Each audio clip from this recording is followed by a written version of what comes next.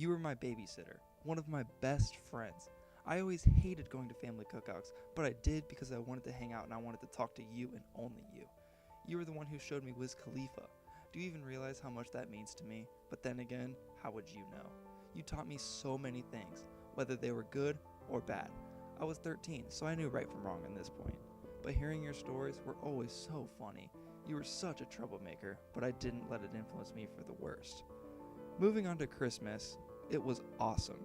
I remember my favorite Christmas vividly.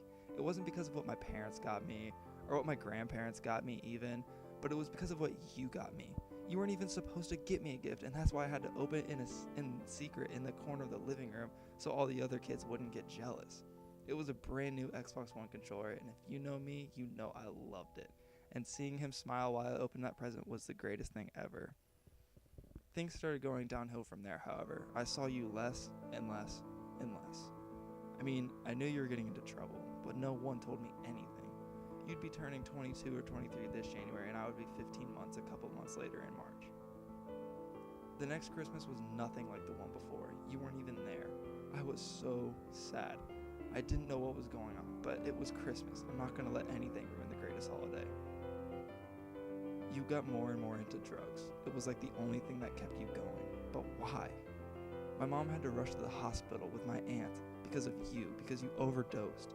I was in shock. I didn't really understand what was going on, but thank God for your roommate who found you unconscious in the bathroom, or else you wouldn't even be here. I found out a couple weeks after Christmas it was heroin. Really, Guy?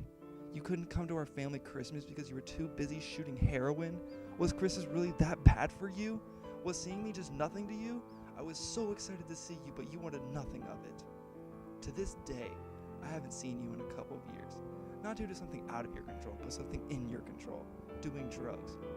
You can't blame anyone or anything but yourself because you were the one to make those terrible decisions. You dug yourself a hole, and now you have to dig back out. Years of rehab supported you with a ladder, but you didn't even decide to climb it. Now you're in a halfway house, hundreds of miles away, and it's your last hope. It's our last hope. We miss you, Guy. We wish for the best for you. Come home soon, healthy, like the best cousin you used to be.